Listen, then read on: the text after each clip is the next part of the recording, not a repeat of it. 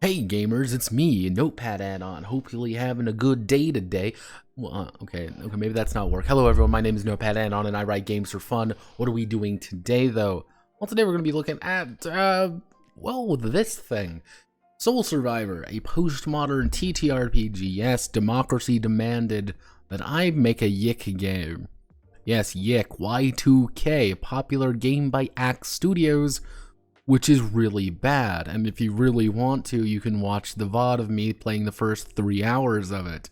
Which this week, anytime I get done with the video for the next day, I'm going to be actually playing more of it. So get ready for the as they say, Yick-experience. I'm ready for the Yick-experience if you are. But yeah, generally speaking today is we're going to have to try to make this thing vaguely functional. I say vaguely functional because the secret is that Yick is not very good. Yick is not very good in the slightest, actually. It's a very bad, actually. Very bad game. But after playing it a bit, I've discovered a few different... Oh, Jesus. Okay, now I need to lock you in place. I discovered a few key things about it. which I think would probably, which hopefully is going to help. Generally speaking, Yick is, every single thing you've heard about Yick is still true, by the way. It's bad. The game sucks. It's a bitch to play. It's just not very fun, because everything's a fucking minigame, and everything takes about like 5 seconds longer than it actually should, which is bad for a game that's supposed to be fun. Will you update the game when Yick 1.5 comes out? See, this actually does lead to a very pertinent question that I need to answer with this game very early on, like right now tier. Which I'm going to put this right here, which we can kind of... Is this a Yick game? Or is this a Yick inspired game? These are very different things. These are very different at a fundamental core. Different ideas about approaching the entire game almost. Because Yick game means I'm going to try to commit as much as I can to the Yick experience, you could say. Ooh. And by committing to the Yick experience, it does mean that I have to also go with a lot of the quirks of Yick. Alternatively, as you know, Yick 1.5 has a different feel when I saw the stream. Yeah, because they finally understood that Yick isn't a very good game, so they have to rechange the entire thing again. Varric, you didn't see me playing the game yesterday. It was AIDS. It's not very fun. It's a bad game. It has complete juxtaposition issues. Complete and utter juxtaposition issues. It's not... Again, every single thing you've heard negative about Yick is true. Yeah, like, it is completely accurate. Like, it's not good. It's bad. Yick is bad. Like, really bad. And anyone who defends it is doing so out of either A, mental damage, or they are doing it ironically. Remember that. This is a key thing you have to remember. It's not a very good game. Even with 1.25, I'll even say that. Even with 1.25, there's some pretty glaring issues that are just like, this isn't very fun to play in like a game sense. It's like, even like, oh well, I'm playing it ironically or whatever, it doesn't work that way, man. Like, it's not even that fun. It's just slow, it's monotonous. However, the one issue with it, what I really noticed, even playing those first 3-ish hours, is kind of boils down to what is Yick? Because right now, like, it's this weird blend. I think that Yick is a diamond in the rough. No, it's not a diamond in the rough. It is not. Varric, I'm going to completely disagree with you on that. It is not a diamond in the rough. Like, it is not a diamond in the rough. Also, oh, mid-late combat's easier. No, that doesn't... I've always said, you know, if hour 1 is not fun, hour 20 isn't going to be fun. You know, that's all I've always said. So it's like, oh, well, late gaming gets better. It's like, no, that's not how things work. Generally speaking, about a tabletop role-playing game, though, this is a very important question, because these have some very different ideas behind them. Yick, I should say Yick, the RPG. One thing about Yick, the RPG, is that I'm going to have to commit to it about 120%, which has its own quirks, we'll say. One of the biggest things about it is that Yick is actually, how do I want to word this? Yick knows exactly what it is, and unfortunately, it's a bad Earthbound game. It's like, it's not very well put together in that respect, and it has like very simple stats. Like, the numbers are really low. Like, you're dealing like 5 damage, or it's like, yeah, you have like 10 health, you have 20 health. Getting those first few upgrades on your health and your defense and stuff like that is actually means quite a bit to kind of determine how much damage you can do and like how you are actually made. It's like, oh, okay, like that's interesting. Like that's like, okay, like the things are like the numbers are really low, and then you have the fucking gimmick fights, but they don't explain at all. They do not explain 1.25's combat at all. You gotta Google that shit. But make a new OSR Yick inspired with parts of PBTA. See, that was kind of the idea. If I wanted to go full Yick the RPG, because both of them have very different assumptions. Yick game is literally just adapt Yick the best I can in a one-for-one manner. However, Yick inspired game, though, that has some different ideas with it. Because mostly, as I kind of wrote down here, at its core, Yick is kind of like this weird budget investigation Persona Twin Peaks Earthbound dungeon crawler thing. Because at the end of the day, what happens is, you know, it's kind of like, as I even write here, there's a problem, we have to discover the problem, we have to enter soul space to fix the problem, we learn more about the plot. That is generally speaking how the plot of Yick plays out. Hell, the entire opening to Yick is quite literally, a cat steals my grocery list, and because a cat stole my grocery list, I kickstart the plot. That is literally the entire opening of Yick. It's like, what the fuck are you smoking? What the fuck is going on? So I'm like, okay, we got to think about this a little bit different. We got to look at things differently, if that makes sense.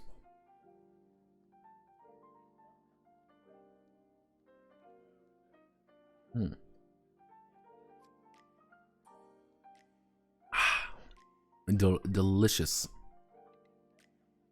So at the end of the day, we can kind of look at things from a few different angles, because most of the time, because Yick has 4 stats, actually. 4 major stats, you could say. It has attack, defense, speed, luck, and then it's PP and HP. Those are the core, like, basic attributes. There isn't really, like, that. There is no strength, there is no intelligence, because every character's fucking stupid in their own right. I hate every character, by the way. Even Michael. Yes, even Michael. I hate Michael especially. God, he's a fucking weird lolicon. Why is Michael a lolicon? It's weird. But you have very sparse classes. It's very sparse ideas. And even the class kind of... Because it's like, Michael isn't like the warrior, what? No, he's the...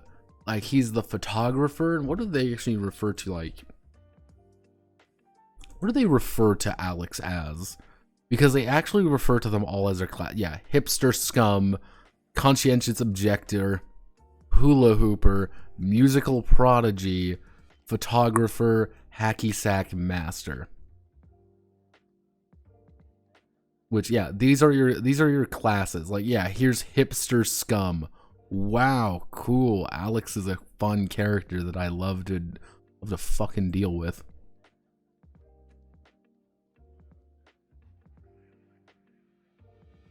Yeah, luck is, yeah, they're meme class. I know they're meme classes. Like, they're not really supposed to be like real classes. Because that's like one of the big ideas, is that like the, you know, game class is not, you know, your game class is not like what they do, because like Alex is like this weird burster, like he's supposed to be like your pretty traditional like hero, quote unquote like hero character. He hits hard, does that, he's like medium defense, he's medium everywhere, but he does pretty good attack. Like Michael you could argue is supposed to be like the secondary damage slash buffer, like secondary damage slash like ability guy. He's like your mage, but the problem is all his abilities suck. So it's like he's just kind of like a worse damage dealer. Rory is supposed to be like this tank character, but he's not very good at his job. Vela Bella is like raw damage. All she does is just raw damage, but she's also just better at everything than most people. She does everything. That's the issue with Bella. I don't know about the other two really, but they all have their own gimmicks. Trust me, they have fucking gimmicks. I hate all of them. But if we're going off of this, like, we can't. That's why I say, like, do we want to just say fuck it to the character classes? Like, here's the cast of Yick, everybody. Just completely just ignore that shit, because we can't really afford to have it, but still kind of like maintain the like classic RPG roots. Because I think, like, at the end of the day, the most important, like, 4 aspects we need to do is, like, to really, you know, summarize it, like, the most important aspects. Let me mute myself good.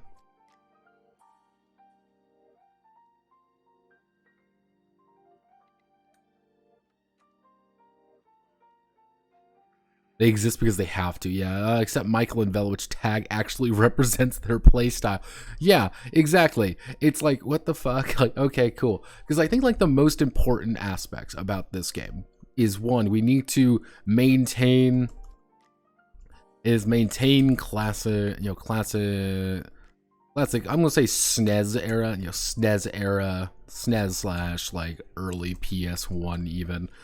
Maintain classic SNES, early PS1 era RPG-ness. I think that's going to be an important idea, because we want to get the idea that this is the early 90s, and that's going to be kind of point two, is like, this is explicitly early 1999. This is before 2000. And there are some, like, key things about the late 90s that are kind of weird. Which is, like, internet is, like, starting to kind of roll out in some places. Like, internet's there, but it's slow as shit. Like, internet is not really good. Oh, Jesus Christ.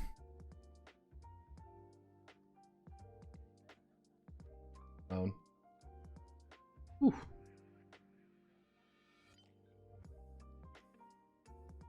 Thank you. Go type in thank you.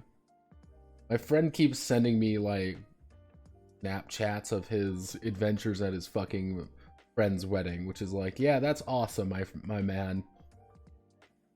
The most important part is not gameplay, is the story. You probably need to somehow put concepts into the game. That's where things get a little bit like, this early 1990 era is important, because you have to, like, I'm getting a phone call, give me one moment.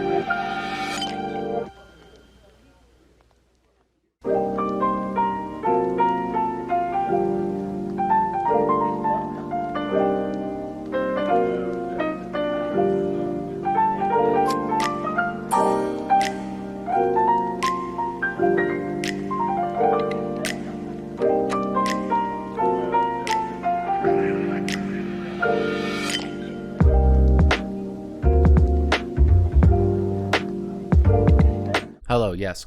One of the big things about this is that the early 1990 era, the late 1990 era, early 1999 era is, oh Jesus, is kind of like this weirdly important aspect of the game. Because one is like communication is quote relatively limited. Which is like, if I actively want to go to a character, I need to get on my bike and go there. Or like, I need to get a car and go there. You know, as my mom likes to joke about, if I wanted to tell someone to fuck off, I would have to go there or call them on a landline. Which is kind of important. You know, it's like, you can't just like Google an image or something. It's not like, let me just bring up Google real fast. Some people are going to have that internet, but it's not like, it's 1999, it hadn't been universally adopted yet. Like, people kind of knew how to use the internet, but not like nearly. There were a lot of people who did not like now, which is very odd to some people. And, you know, so that's an important aspect, I feel. So we have the maintain, obviously we need soul space and the quote, you know, greater concept, which is like I think the greater concept of Yek is like, hey, there's soul space. It's the land between pretty much thoughts and mind. It's like where your spirit resides, where it's kind of like the metaphysical place.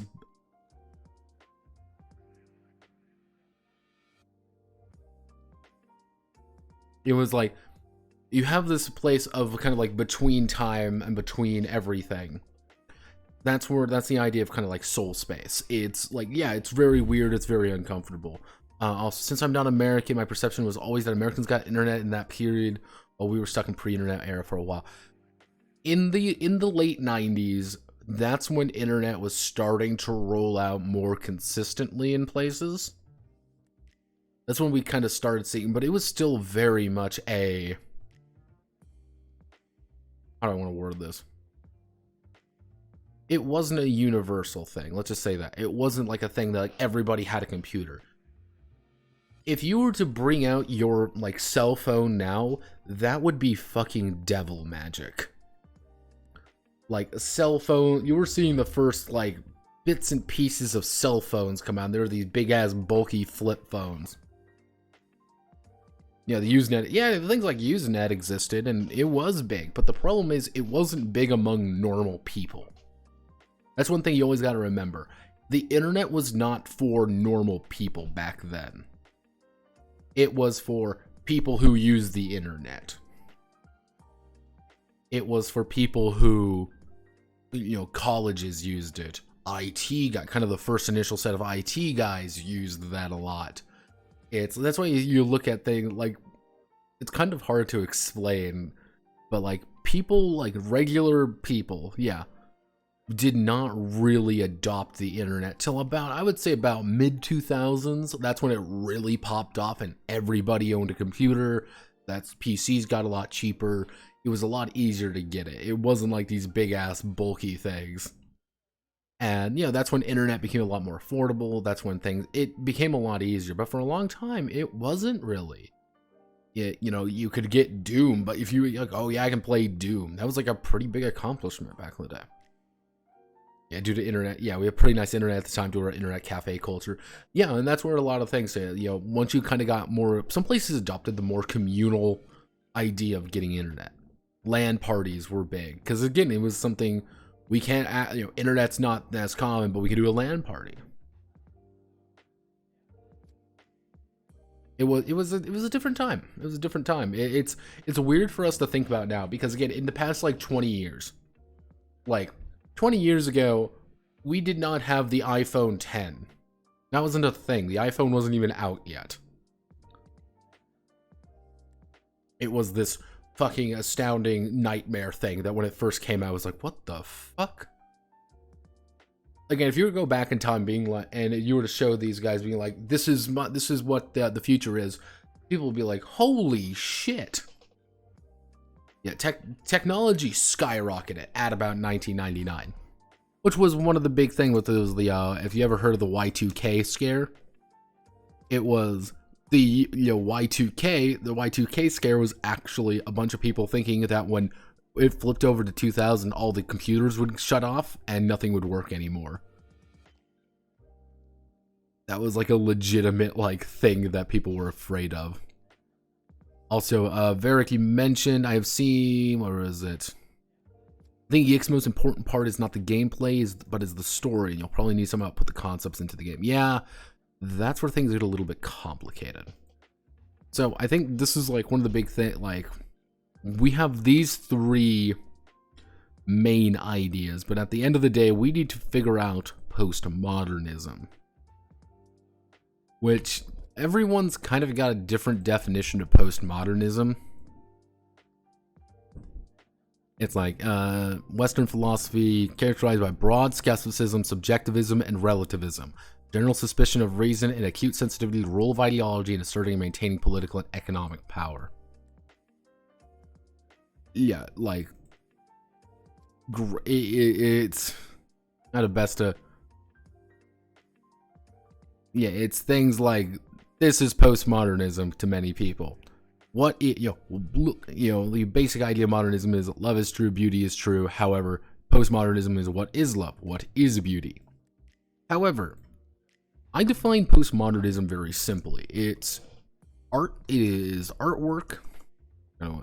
Artwork that is more about the author than the piece. That's kind of my basic idea of what postmodernism is kind of all about. It is the idea that it's more about what you personally believe rather than what others assign to it. It's this is more about who I am as a person rather than what anyone else is. When I draw this picture, it's for me as a representation of myself rather than a representation of something I know, something I see, something we all can see. It's me. That's how I view postmodernism in kind of a broader sense.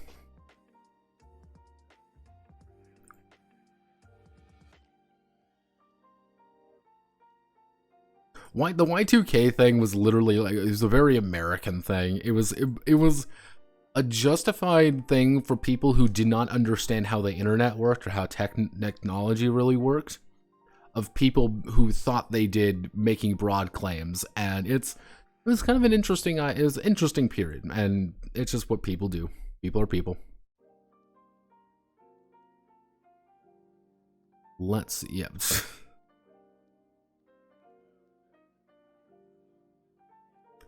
So if we're using those also I should also do investigative elements, but I should say everything leads to a dungeon crawl, which this is where things start getting a little bit wonkier, because postmodernism is difficult for me to do because I put myself in everything I do.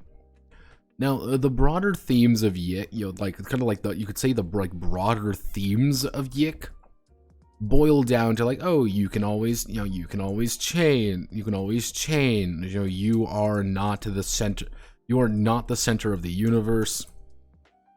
And there's a few broader themes in Yick that they try to talk about, but the problem is it doesn't do a very good job because Alex is the worst protagonist fucking ever.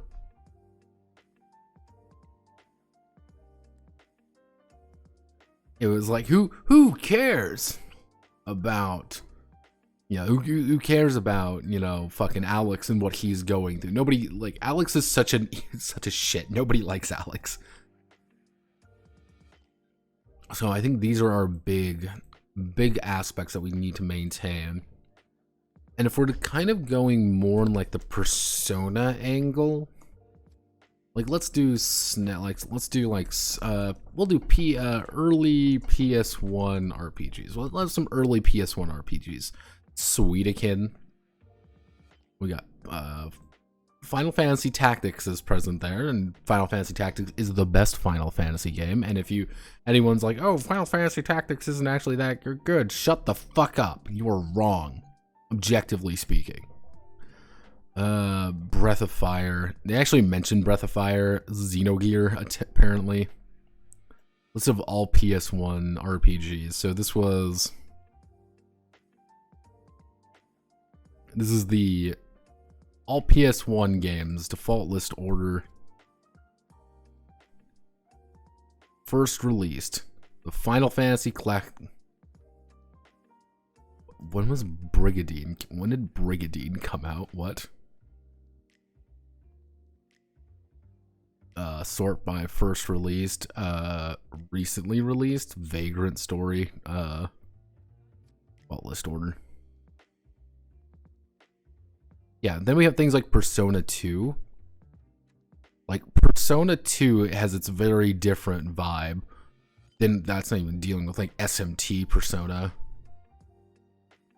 That ain't even doing Valkyrie Profile. I remember Valkyrie Profile. That was a weird-ass game. Played that on an emulator. Can we have Final Fantasy Tactics TTRPG? I don't trust myself in doing that because I fucking adore Final Fantasy Tactics and I don't think I do it right. Alex's work, that's a triple-edged sword. Can we have, we already have 4-8. Your PSX kid. Yep, damn straight. I love my PlayStation. I also emulated a shit ton of things. Because I couldn't afford good games, so I just emulated So I just emulated a bunch of things. I learned how to emulate very early on. I'd say I was good at it, but I did. Yeah, PS2, that was the best console. And let me look, cracks my monster. That's a good console. Let's see, what am I looking at? PC, I did not have a strong PC for a very long time. So it's like only recently have I really got like PC gaming is the only way.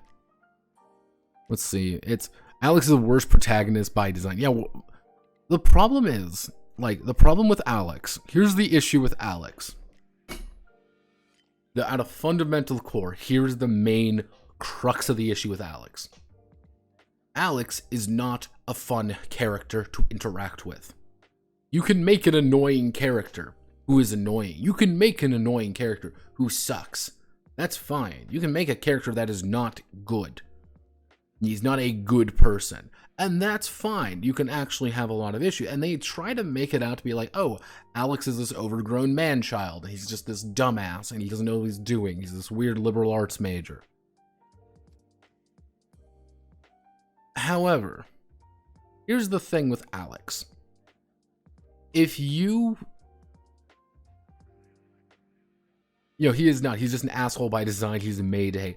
That's the problem, Varric, is that with characters like that, you need to establish early on there is something redeemable about them, especially if they are the protagonist.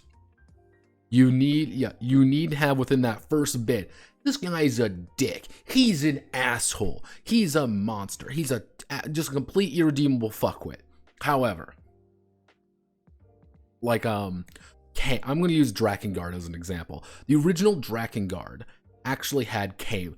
Kame is a psychopath. He is a belligerent monster of a human being. He has no redeeming features. He is a delirious monster who murders everything. However, this is the issue, is that during the initial bit, you learn why he is. He's been betrayed. He's this broken person initially. And the reason you kind of are behind him the entire way is because the dragon, I can't remember his name at the top of my head, because he has his best friend the entire way. And they're like, let's destroy him. Let's destroy everyone because we have nothing else. And it's like, it's more of a character study, and like, how does this character function? How does this person think? And the answer is not well. Cool, that's fine. I'm trying to think of like another character that's kind of like just this asshole that you're not supposed to like right off the bat, but they kind of, it's the thing with Alex, and here's the thing, if you really want to make Alex actually fun to like interact with, is use the internal monologues to show us what real Alex is versus exterior Alex. Alex talks like shit to all his friends. He's just this dick. He's just an asshole. However, internally speaking, he doesn't want to be this way. He's not that way. He doesn't like talking down to his friends. He doesn't like interacting with people like that, but he's expected to do that. You know, it's like he has this weird, he's coping effectively. He's coping with the fact that he's coming home from college and he's gotten fuck all to show for it.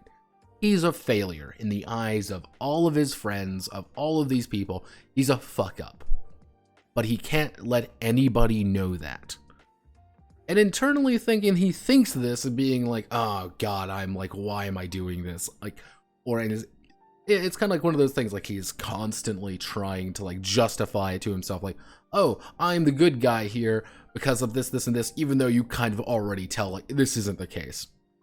First things first, introduce him like, hey, I'm a fuck up, but everyone expects me to be, everyone wants me to be this pompous asshole. I'm gonna do that. You know, because I have to be. You know, it's a coping mechanism. If you do that, if you introduce that like right off the bat, then it's like, okay, cool. We understand Alex acting like an asshole is something. Yeah, you ask yourself multiple, why am I doing this?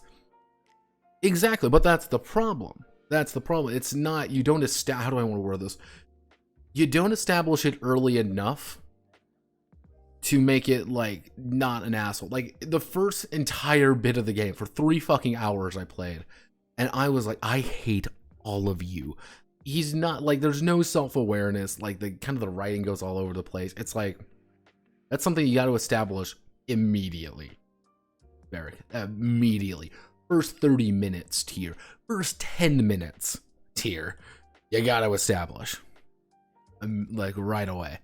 It's always important when you're dealing with characters that are not nice. Soul Nomad. I've played this current Steam. I am playing the current version of Steam of 1.25. I got it on GOG. I still hate Alex. I really hate Alex. I dislike each character immensely. Like, mostly because Michael's a weird lolicon as well. Oh, absolutely not. I'm not doing the simplified monologues. Absolutely not. I am doing the original edit because that is how God intended to do the original edit.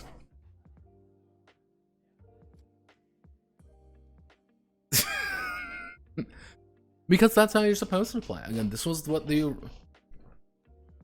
simplified monologues are better paced and better made. Well, that's the problem. However, when the world gives you simple, you know, here's the simple version, here's the clearly like this, and then the original edit, nah, I need the original.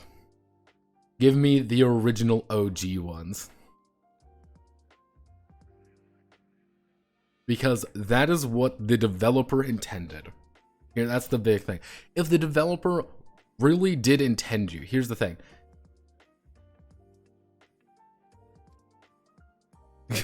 This is the issue. If the developer really wanted that to be the true version, he would not give you the option for the original edit. He wouldn't. He would just give you the simplified version.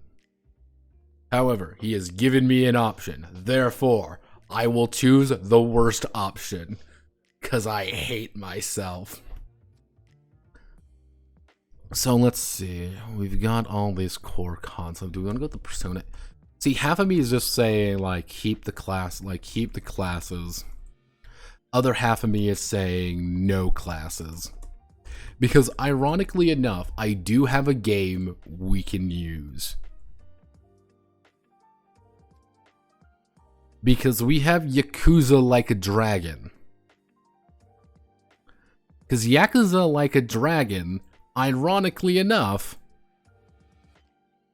does do the same idea as this in a way. Except the problem is Ichiban is going through a literal ego death the entire... Ichiban's fucking insane. He is a mentally unhinged person who thinks he's in a Dragon Quest video game. And if you kind of go with that and be like, yeah, everything is solved with dungeon crawling. Or it's like, yeah, here's all the classes. You're like, give me the classes. Yo, it's the job guide of...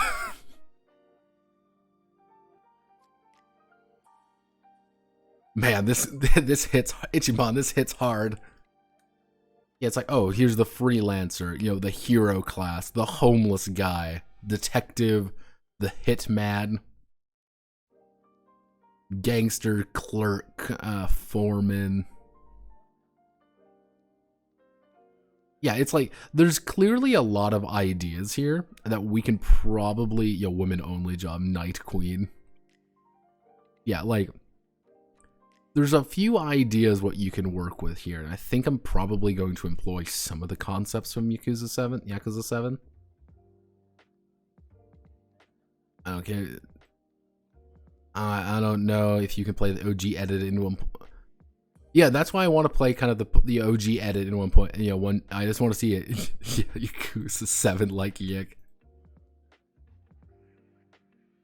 Here's that they would go full on with that game. Well, yeah, because it was the original Kazuma Kiryu's story kind of ended in 6. Well, Kazuma's story ended like fucking 2, but they kept going, unfortunately. So let's see, keep the classes, no classes. Again, this is like it's one of those ideas. Like this is a problem of dichotomy. Pretty much I can have like there's a lot of X or Y in this particular game. I can have one but not both. So if we're really going here, if I really want to, you know, see if I want to be really bad, if I really want to, you know, emphasize a postmodernism, does Persona have classes? No, they do not have classes. However, each character kind of falls into certain, you know, archetypes. Like I'll use Persona 4 for example. This is what I know. I know Persona 4. I don't know Persona 5 really at all. Never really interested me. Like when there's like I have a good explanation of all the characters. Is there a good one with all the characters? Here we go. We'll use this one. Like we have the classic hero. He hits hard. He does pretty consistently. Yukiko, she's more like a white mage. She has a lot of spellcasting abilities. Naoto is heavy damage with some support, but she's very fragile. Chie hits like a fucking freight train, can take one in the face and doesn't really matter. God, what's his name? It's Kaji. I believe that's his name. Kaji's kind of the same way, except where Chie does a lot more damage, he can tank a lot more. Yosuke is your really fast, really ability heavy rogue type character. Teddy is a lot of different things at once because Teddy's fucking weird. Nobody ever uses Teddy. And Rise is your support character. She supplies just support. She doesn't actually fight at all. That's one of the big things with Rise. She doesn't actually fight.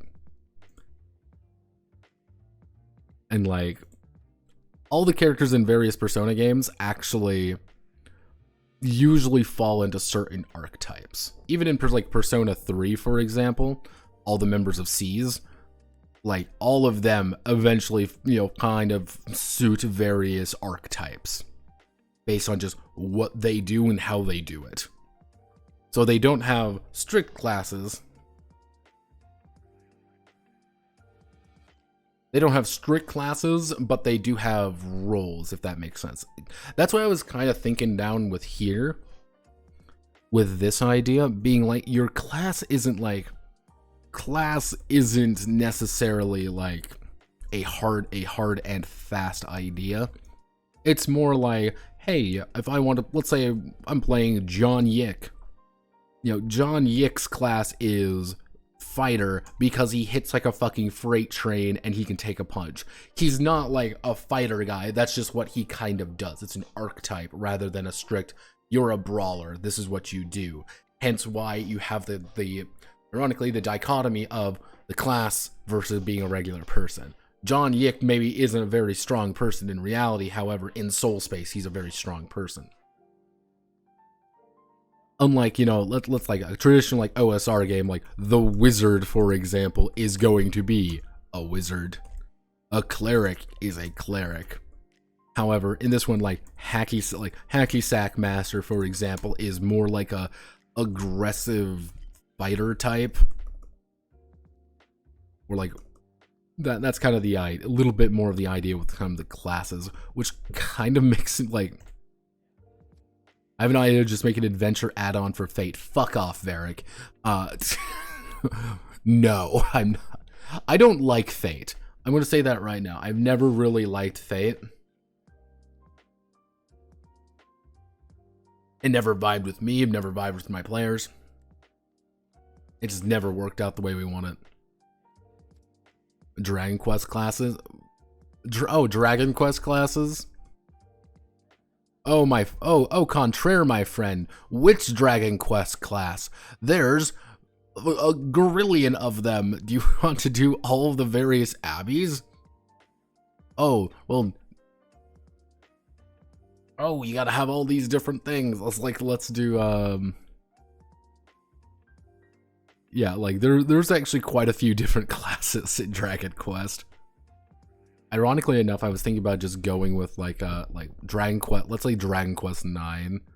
There are let's see, 1, 2, 3, 4, 5, 6, 7, 8, 9, 10, 11, 12. There's 12 classes there in Dragon Quest 11, in Dragon Quest 9. So it's like, ooh. I was actually thinking like the OG Final Fantasy, like just if I just do Final Fantasy 1. Say just type in Final Fantasy 1 now.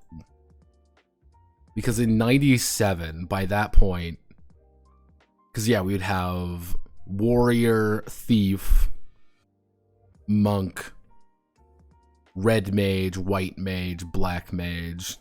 Those would be just the those are just the classes. Let's see, in 1997, we would have... See, one of the big things is, like, we'd end up in... By Final Fantasy 3... This would came out in 90... See, what would be Final Fantasy 3 release date? That would be 99. So this would be... See, the thing is, 7 came out in 97. And that 8 would be 2000, right? Yeah, no, technically, if you want the, like, just to do that, you would have to be literally Final Fantasy 8. Which is like, ooh, yeah, that's a little bit early. Like, that's a, ooh. Ooh! Came in. Yeah, it's like, by that point, by the point of this game, is that's when we would start getting classes that weren't necessarily classes. Which made Final Fantasy Tactics actually kind of interesting, because Final Fantasy Tactics did have a very strict class system, ironically enough, from Final Fantasy 3, which was very good, and everybody likes Final Fantasy 3. We also have 5 using these ones, even though the objectively correct option, by the way, is keep Bart as a knight the entire game. And if you don't cheat, Bart a knight the entire way, you're playing the game wrong.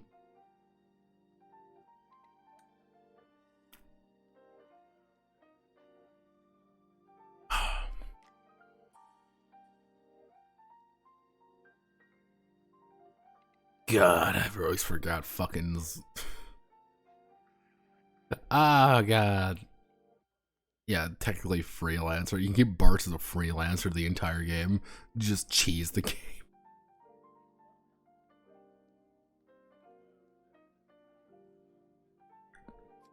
See, everyone shits on Final Fantasy. The thing is, everyone shits on Final Fantasy 8 because we got a shitty translation of it.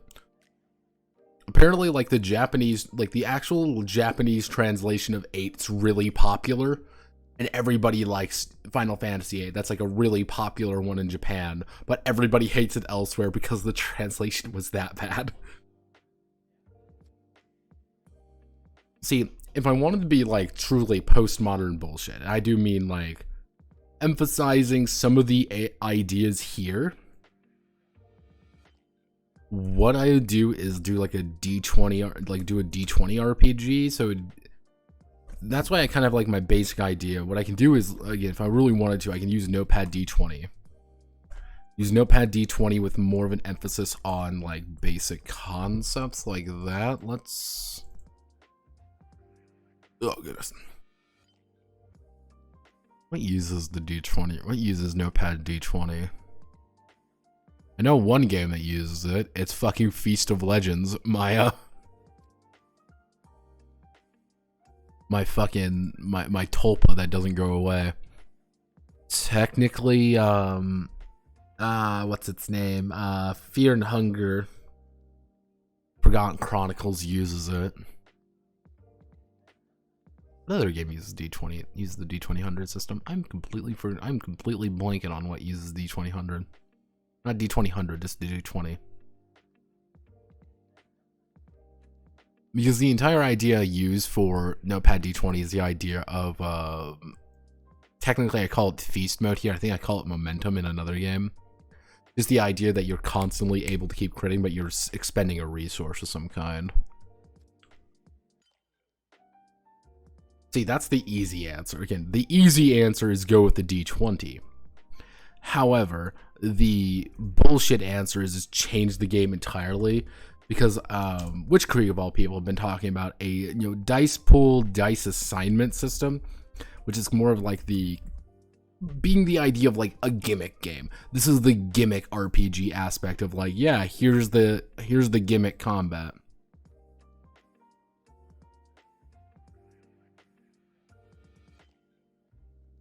Make D10 dice pool since VTM was popular in the 90s. Actually, let's do 1990s TRPG.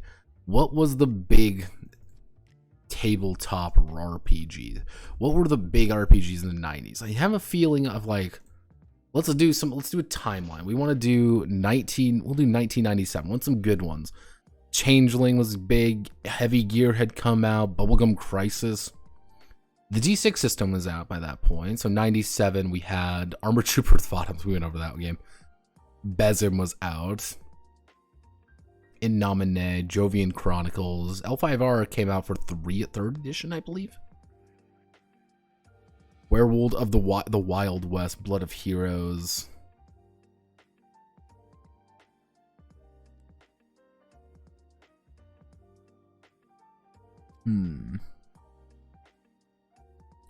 Oh, there it is. There's the amazing engine.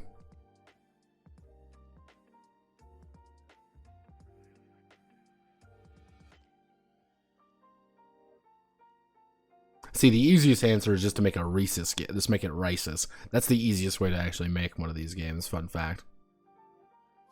Because if we really, let's think, this would do. When did the Storyteller system actually come out? Storyteller officially came out in 1990.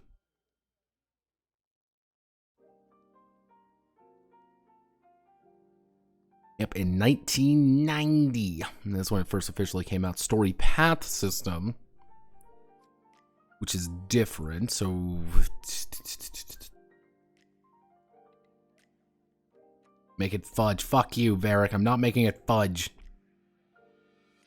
You got Cyberpunk 2020, nay. I do not actually have Cyberpunk 2020.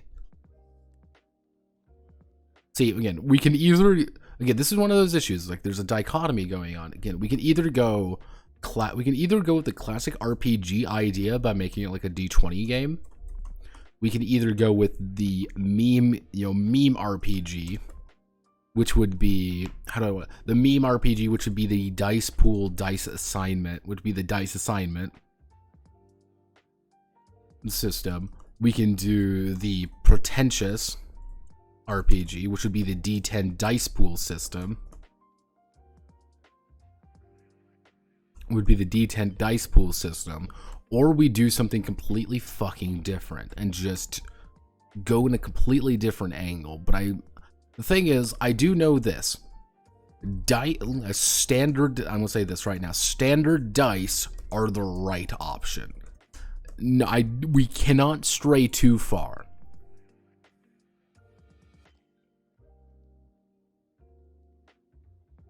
No, but here's my reason why I mean like we cannot stray too far. We need to do this right here. maintain the classic SNES and early PS1 as well as the early 1990 era.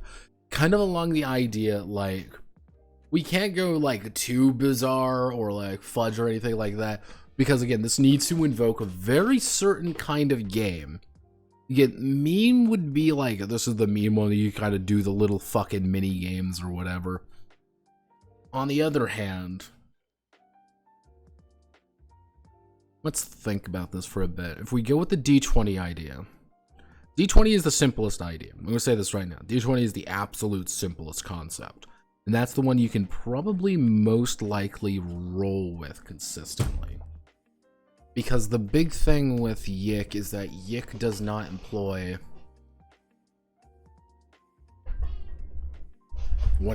then D20 roll under. Came out in 2K. Yeah, effectively. This would be more based on 2E. But let's think. Let's think about this real fast. I got my cards here. I'm shuffling them. Every day I'm shuffling. Remember that song? Now you all feel old. So let's think. Let's think. D20 RPG, we emphasize a couple set of basic character stats. Instead of for combat, however, we employ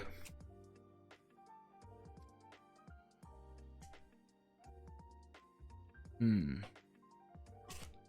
that the right option though? Because here's the thing. This is the complicated thing. This is the really complicated thing. Yik plays like an old RPG. The problem is it also plays like ass, which is because it always does its own new and unique things to it. So what you need to do is you need to have the look of the classic, but also do something completely different with it. Postmodern. Remember that. We need to do something postmodern. A rejection of norms. A complete disregard. In case you're wondering, like, why don't you use it, the Cruelty Squad system? Cruelty Squad was purposely designed to be like, oh, you have to achieve your center. That was like how I built that's how I built the game from the ground up, being like, here's this complete fucking meme. Use human-occupied landfill. Jesus, human-occupied landfill. See, that would just be a D20 using it for everything. And unfortunately, here's the thing. This is the big thing, Varric. This is the big thing. I still need to make this game entertaining. That's one of my big goals, is I still need to make the game fun. And the problem with human-occupied landfill is that, like, that game does not actually work. Because that's the point of it. It's supposed to not work, really. It's a fun read, don't get me wrong. It does its own thing, but it's like, I need to be able to apply this to very different things.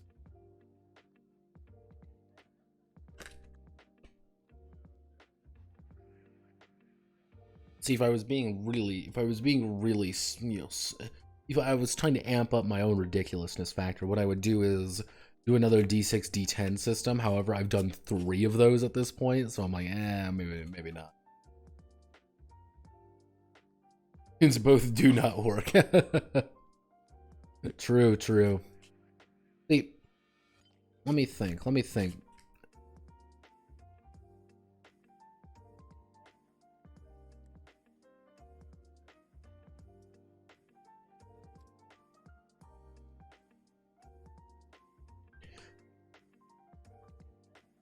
Okay.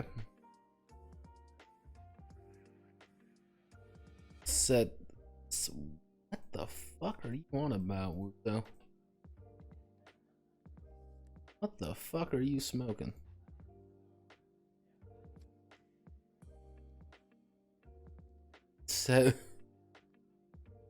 Up 2001, 0 out of 10. Can't do that.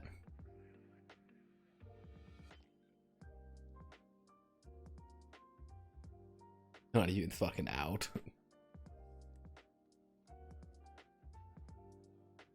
Kind of more of a meme RPG.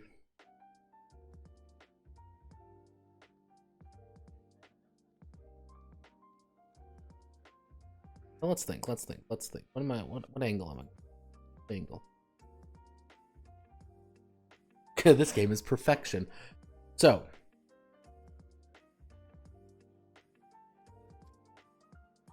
cursed idea. First idea. D12. Bear with me. D12 RPG.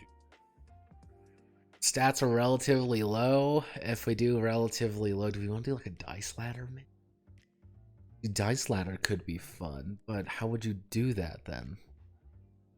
If you do a dice ladder, how do you make it work? What's the gimmick? What's the idea? That's the idea. What's the idea of the dice ladder? Do you assign it to attributes or what? That doesn't sound right. Doesn't sound right at all. Fuck. This is the best part about this. This is the best part about this section is that I've been streaming an hour, and I have no D2000. I still need to make the game fun, Muso. That's the idea. I need to make the game fun.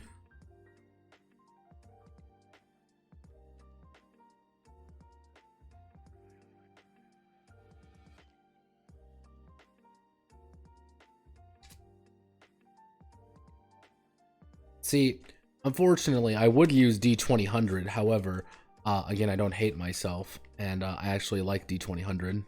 That'd be the right option. Make it roll under with the dice ladders, the difficulty. That's just Lightning War system. That's just Lightning War, my man.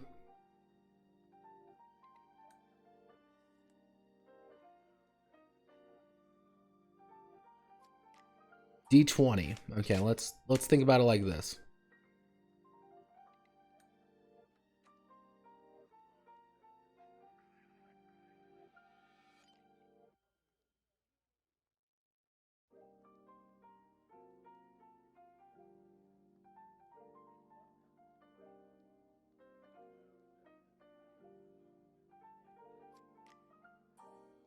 Okay.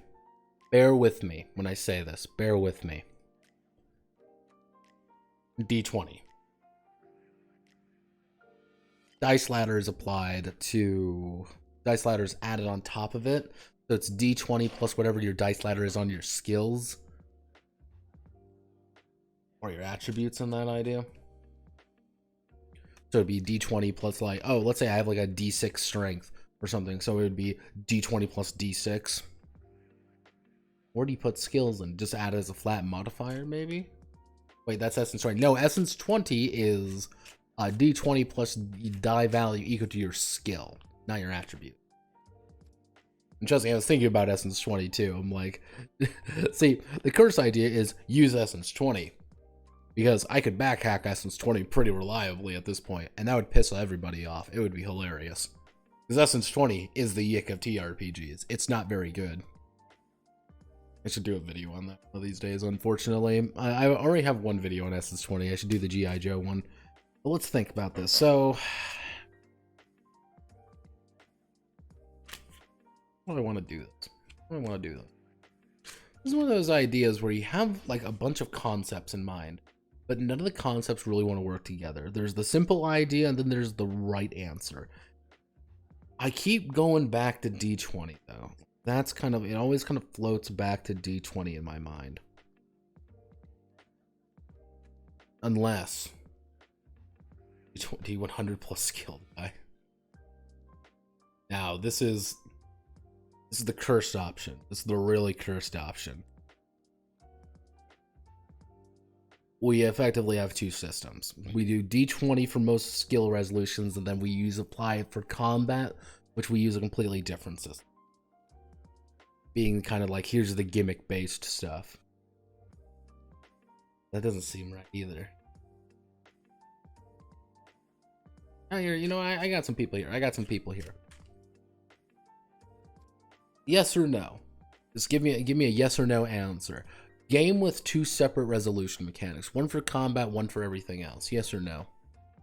Because remember, this is a dungeon crawling game. Combat's going to be fairly important in it, but not the focus. I usually don't like things like that. Like Icon. Well, actually,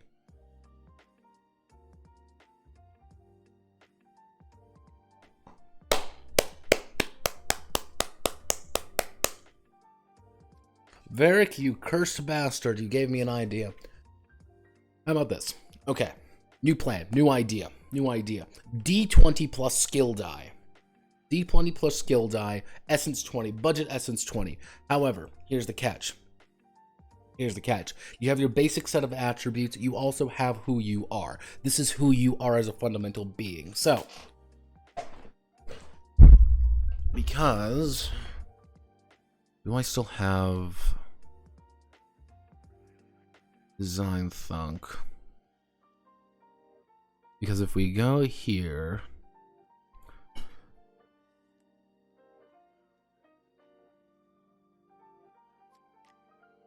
oh, that's not it. That's looking at here. What am I looking at here? So leveling, increase stats, new traits, learn new trauma, expose more influence over themselves. Generally, leveling up is growing as a person. They rapidly approach the end of their own story. Whether it's positive or negative ending is up to players' choice. Lumi, what did you do? All the characters need to be dealing with something. Once we fold that into the trait mechanic to help sell the idea of the characters is unique outside the class, the stats and class. Lumi is dealing with personal trauma with her friends. Therefore, she would have a trait like anxious around others, people pleaser. However, so what we can do here, so here's the basic idea. In the real world, what we're going to call in the real world, actually, I can even just do IRL. Each character is going to be rolling, D20 plus attribute die plus skill plus a trait or something about them. This is their basic idea. However, they might also be subtracting a trauma of some kind, but the problem is you're always going to be exposing more trauma. So the basic idea is going to be D20. Let's say I have a D6 in my physical. I don't have any attribute names. This is just an idea. So it'd be D20 plus D6 plus my trait of strong, of macho man. Let's say at D8 or whatever. I'd be rolling that. Altogether, that's what I'd be rolling. However, I have an inferiority complex. If I'm around other people, I do not like. I'm a macho man, but I fucking have an inferiority complex. So my total roll is going to be D10. That's a D8. It's gonna be a D6. 20. Add me a D. So my total roll is going to look something more along the lines of 7 plus 5. 7 plus 7 is 14 plus 5. That's 19 with a 6 penalty. So I'm going to end up with a difficulty of about 8. So these things can rapidly exchange each other because their trauma should always be something that you're dealing with. Or we just take out the idea of the trauma die being like a penalty. I don't know about that one. That's a little bit odd.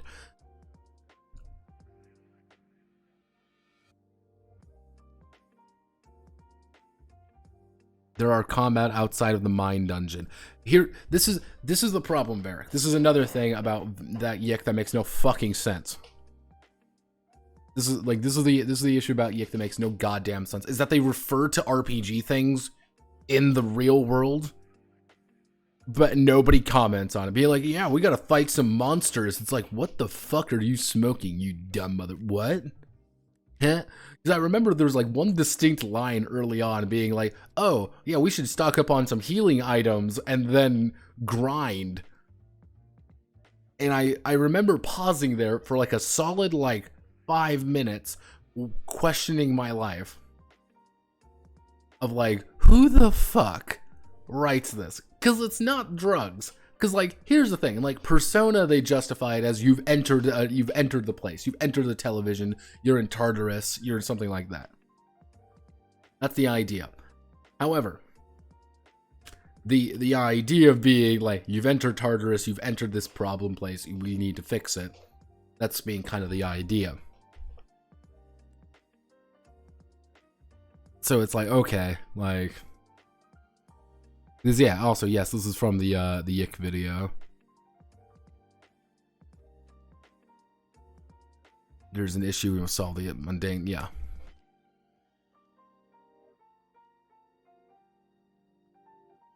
Okay, let me think.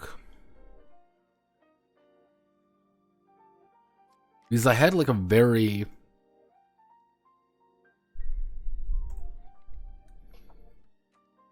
had a very certain idea of how I was going to look at things. So they'll deepen narrative about characters and their issue to be the core of a postmodern game. You, the player, define what the issues, start to leveling up as yourself, learn more about the character that acts and behaves and plays. So if we use this, so every character is going to be comprised of, again, the D20 plus their attribute die plus their trait. These are very, very simple. IRL characters are actually very simple. However, in soul space slash, pretty much combat, that's the idea. In soul space slash combat, it's going to be D20 plus attribute die. It's effectively going to be your combat traits. It's going to be things like attack. It's going to be like attack, defense, and like, if I want to do, I could add something called like the chaos. If I see, this is the curse that I think we could call it the Yik die, which is just a D20 you fucking roll. So the entire idea is, let's say I have an like attack of 3 and a defense of 4.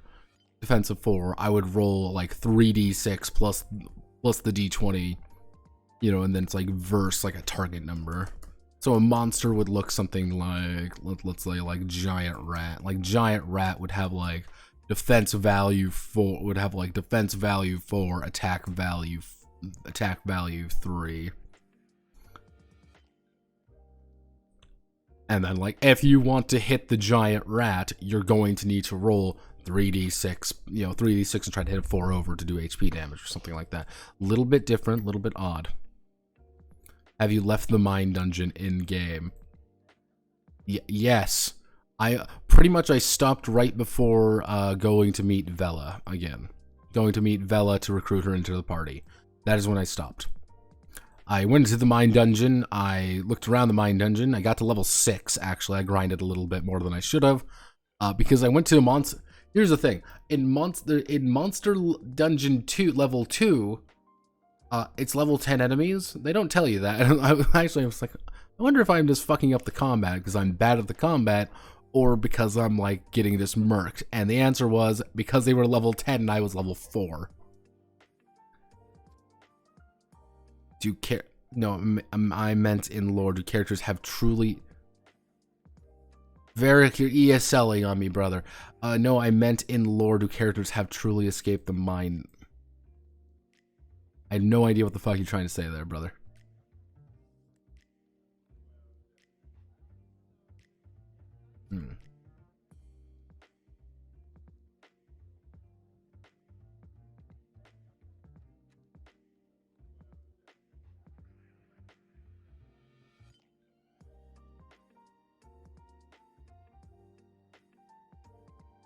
No, I've not met Rory yet. However, it's going to meet Vela, then we're going to meet Rory. That's the idea.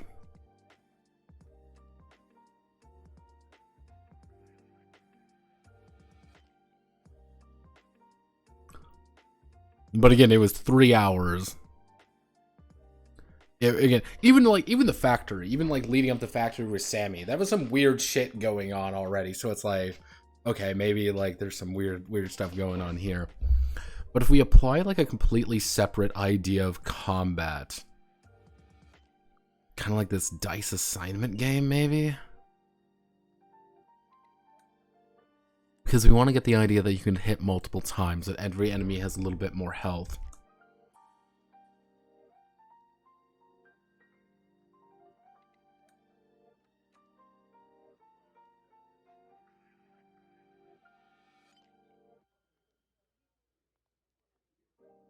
Maybe our journey begins in the mine dungeon, but is an entrance.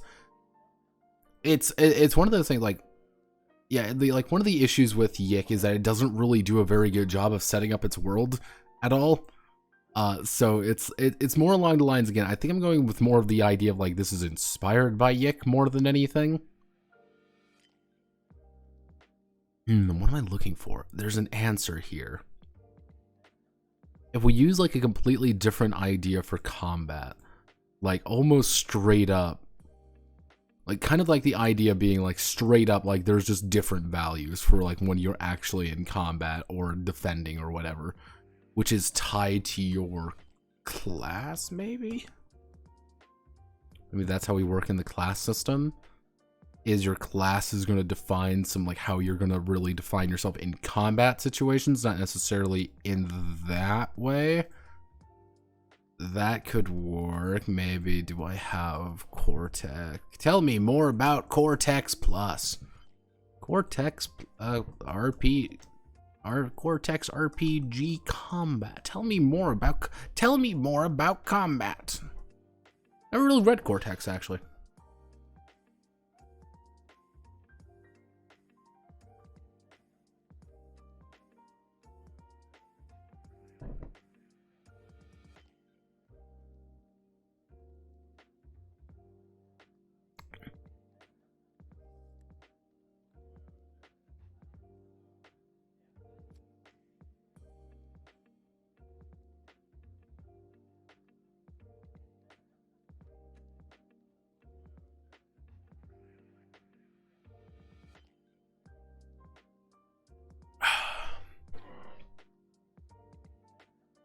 Nah. I want to keep with classic does. No Genesis. Yeah, no Genesis. See, how do I want to word this? Okay, let's think about it like this. Nope, I want to use you. Let's say we have our enemy. Because the one advantage is I actually have a line combat system in place. So let's say we have our enemies, and let's say we have our brave team of...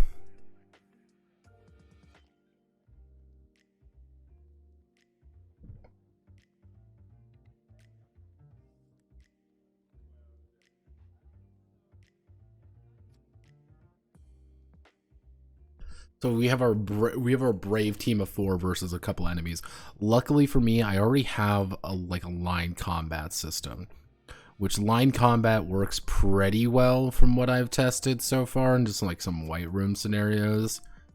It mostly boils down to trying to make it, because again, line combat's easy. Front can attack front, back can hit front if they have a ranged weapon, or you can try to run away. This is simple. We've got this. Line combat's gonna be fine. So line combat is fine.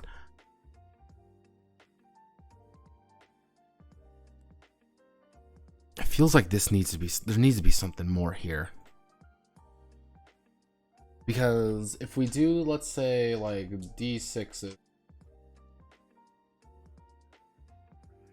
Let's say we have to do couple D6s, so it's like, okay, I want to attack this character.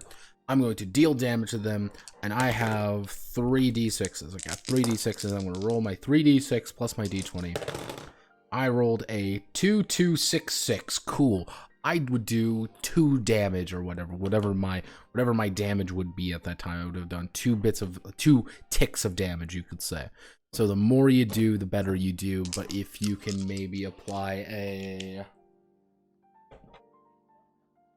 Because the numbers do not have to be high. That's one of the big things about this. The numbers don't have to be high unless there's some... Is there something I'm missing? There's something I have to be missing. There's something I'm missing here.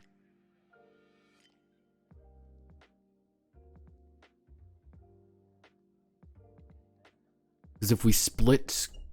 Oh, didn't mean to do that. If we split combat and... We split combat and non-combat up completely. But unlike Icon, I still need to have the 2 intersect at a point. Where that point is...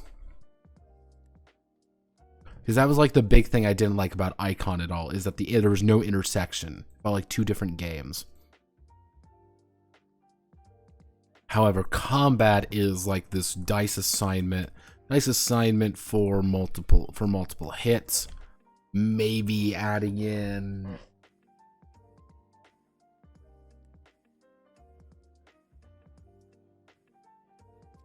Unless we just give a shit ton of options for combat.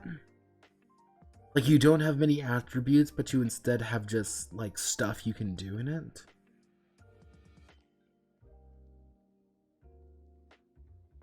Because unfortunately, Yick has the stupid fucking mini games. Oh no, here, hit the little bar. Oh my god, Yick, so much fucking Yick's combat's awful. I want to defend Yick's combat. No, it sucks. Any defense of it is irredeemable. What am I looking at?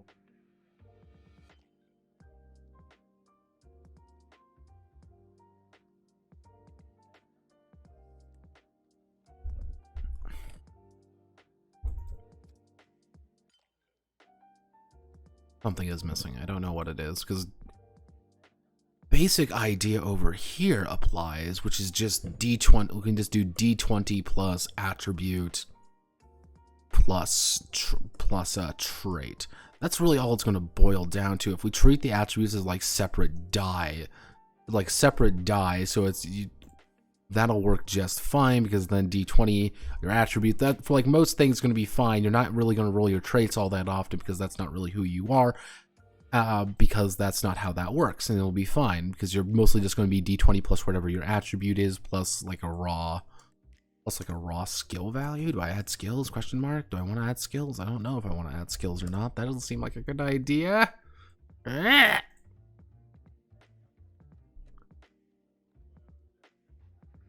a reason they remade combat. Yeah. The problem is the remade combat doesn't do anything. Actually.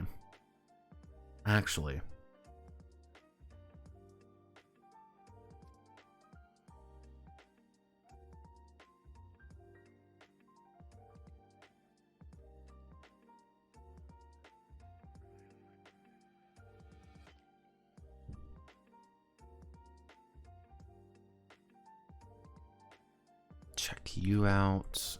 Open you up real fast. Wake up. We're gotta look at a different game then. We gotta look at something completely fucking different.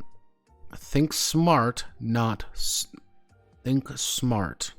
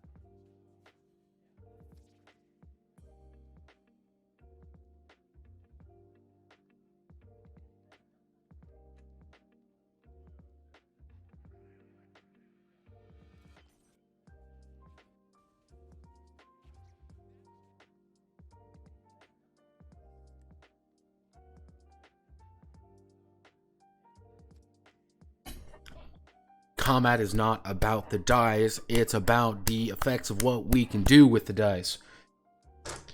We can add in the affinity system. We add in the affinity system from Yick, because Yick has this weird... Because the problem is Yick actually has Yick combat. Give me a Yick affinity. Give me a Yick abuse affinity. Tell me more about that. Not gameplay tips. We need to go to... Some guy literally goes over literally everything on Yick, and it makes a lot of sense of what he goes over on it.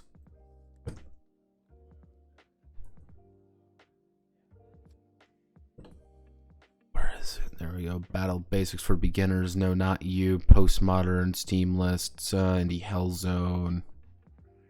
Is that it? Because I was looking at some things and I'm like, am I just playing the game incorrectly? No, this isn't correct. This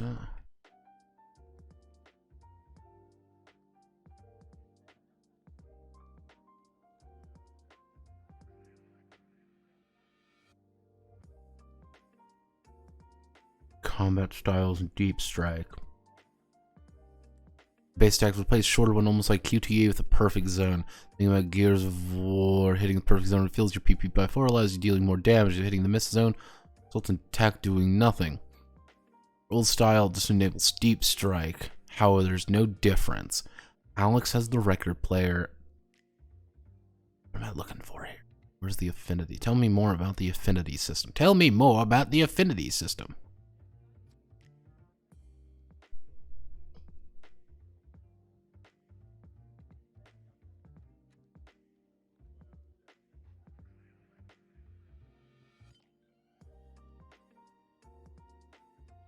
Here's the affinity system. What's the affinities? It's the affinities are no fucking clue.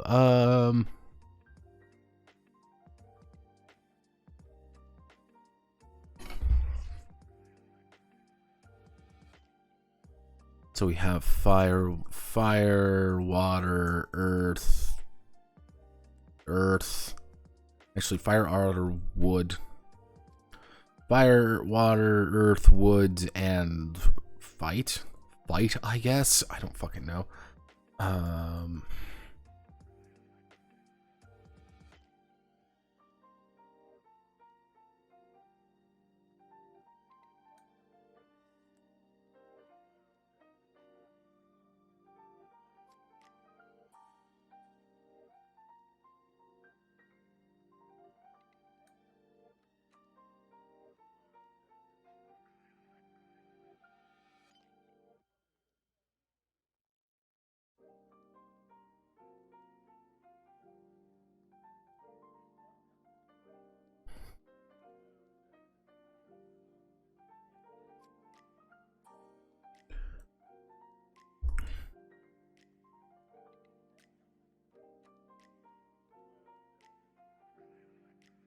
We're working off an extensive counter and maneuver system. So the combat is mostly broken down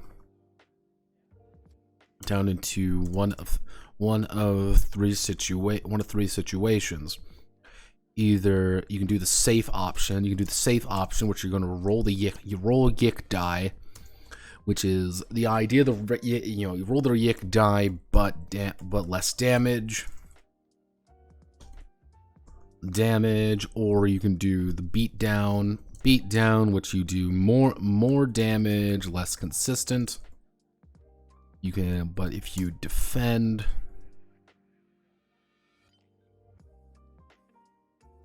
you can do partial defend, or you can do like full attack. What we can do is we can add then like a full attack, which is like a lot of convert defense into offense die. So it's kind of like the idea of, so if you want to do a safe attack, let's say our damage is 3. Let's say we have a weapon that does 1-3 damage. On our safe rolls, let's say we're fighting something like in that rat with a defense of 4. What I'm going to be able to roll is I have 3 d6s in my d20. It has a defense of 4.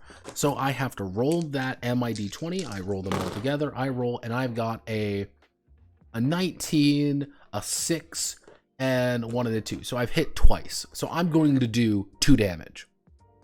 However, if I don't do that, all I have to do is I'm going to take all my dice. I'm going to roll my d6s, and I rolled fuck all. But let's say I rolled a 4, for example. What I would do is then do my full damage. I would have just done 3 damage. So, for example, if I rolled a 4, 5, and a 4, 2 4s and a 5, for example, suddenly it's 9 damage. I've done a lot more damage because I've done the beat down. However, if I want to convert on my defense there, it'd be like, all right, I want to convert on my defense.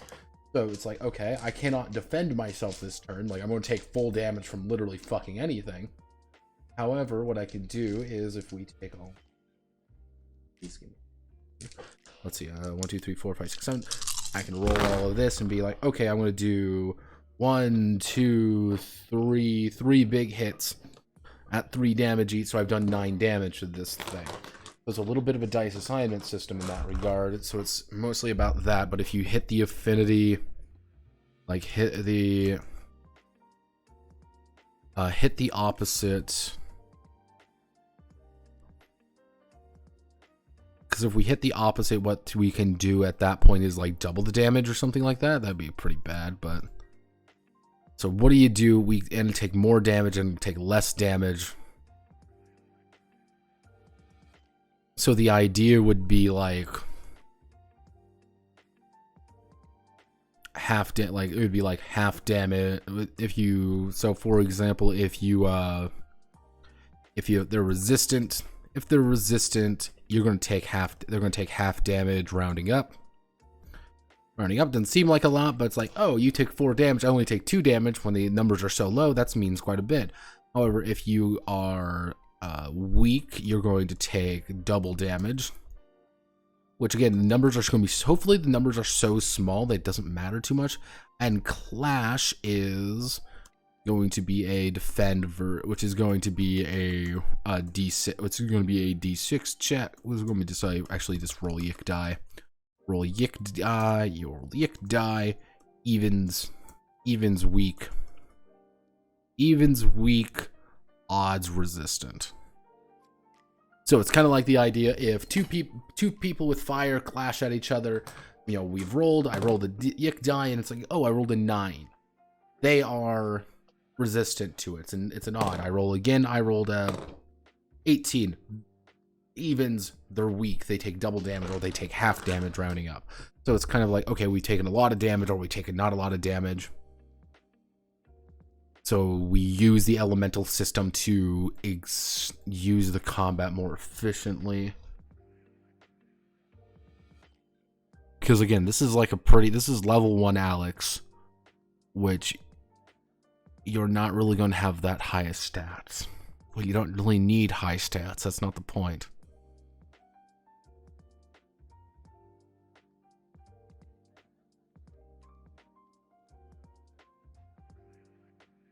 Rory being dead.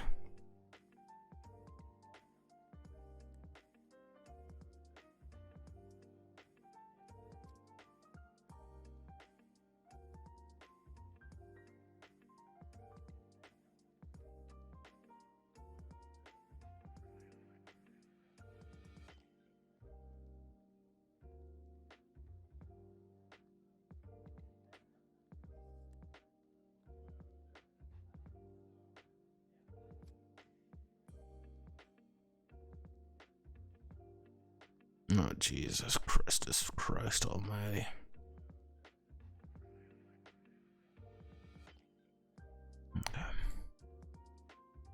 Okay. No. We can make this work. Because the entire idea would be less about doing...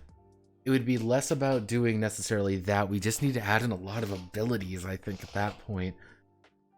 Or, this is the unfortunate part, or we add in a lot of custom abilities. Kind of like the idea that you're kind of designing your own abilities, because characters in Yick don't actually have that many like strictly like powers or anything like that. They just have a lot of things that they do with what they have, if that makes any remote amount of sense. Okay. So if we go up here, we use this. I'm not 100% of the combat yet, but we can kind of work on that when we get there. So this is what the basic concept's going to be. This is the foundation. Which we're going to do that, which we're going to put this right there, which is going to be healing items and buffs. Because we're going to borrow a lot from Persona, fun fact, because Persona is going to be the safety net here. You, the player. So we're going to use this for combat. So the idea is non-combat. Non-combat is a D20 RPG focused mostly around core attributes. Attributes ranked D4, D6, D8, D10, D12. Which then we have our traits, which are like player chosen trait, or alternatively,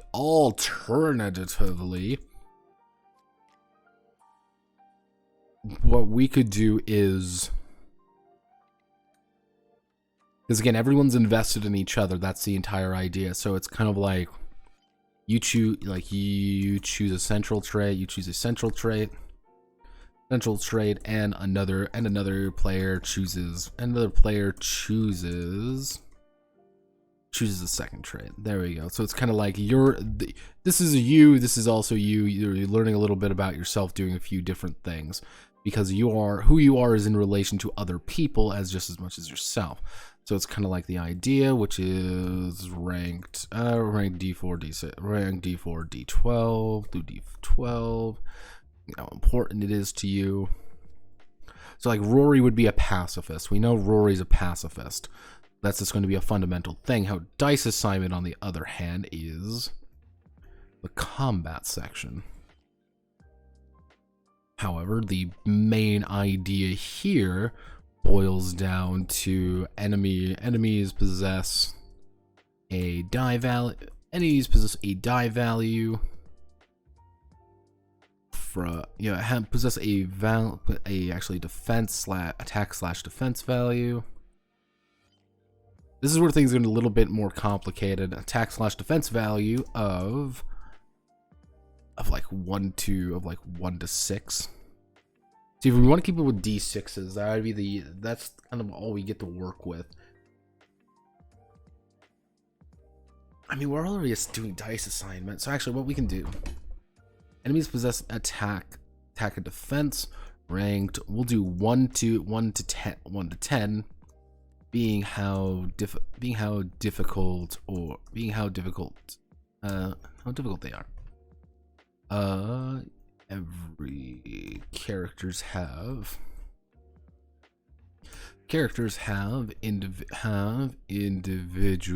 individual speed, attack, defense, and HP/PP pools to have individual and defense to determine how many die they can roll, which we then move immediately into the idea that equipment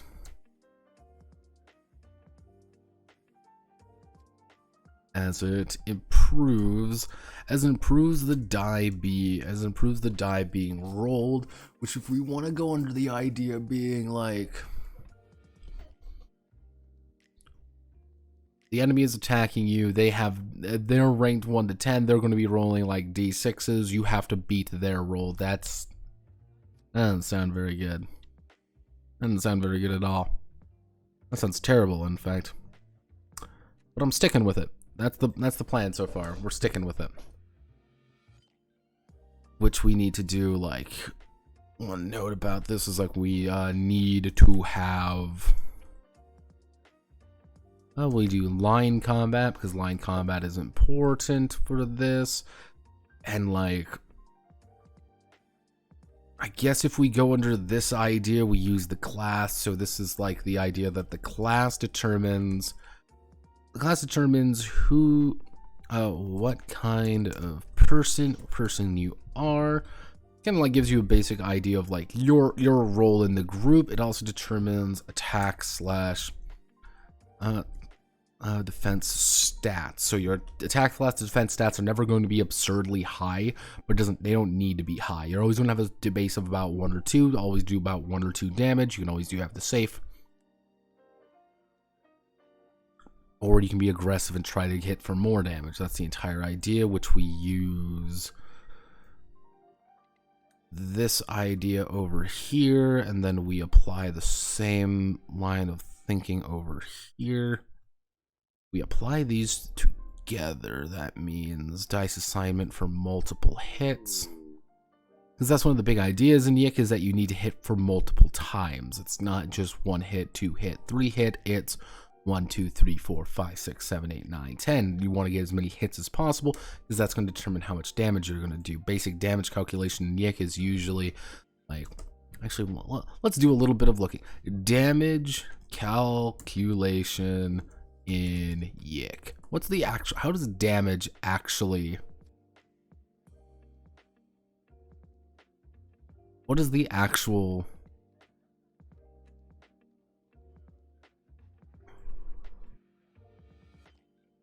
So, like, obviously you hit low if you get hit like a 3-hit combo. Everything above is pretty much Wild West of damage.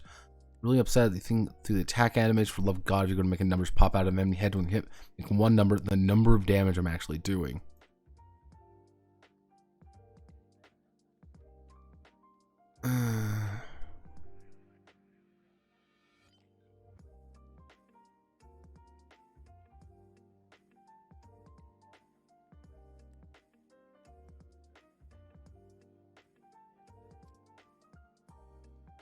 Like, if we do the damage...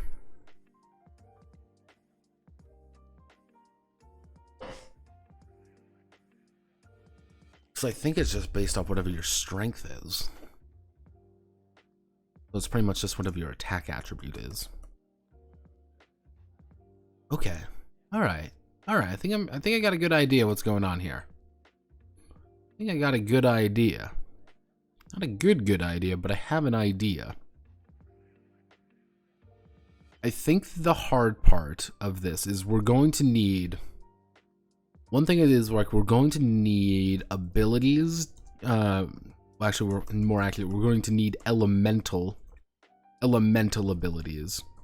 2, we're going to need extensive, just combat options stuff. We're going to need pretty much the IRL sections. We're going to need something a bit better defined. And maybe, like, I don't know. How do I want to word this?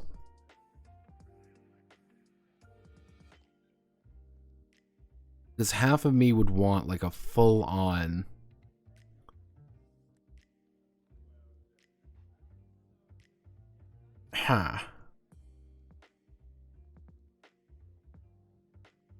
See, like, half of me wants, like...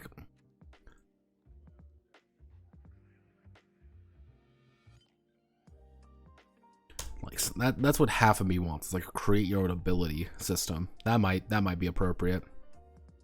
I am not certain on how I want to do combat yet. I think this is the right idea for how to make this as jank as possible, but I think the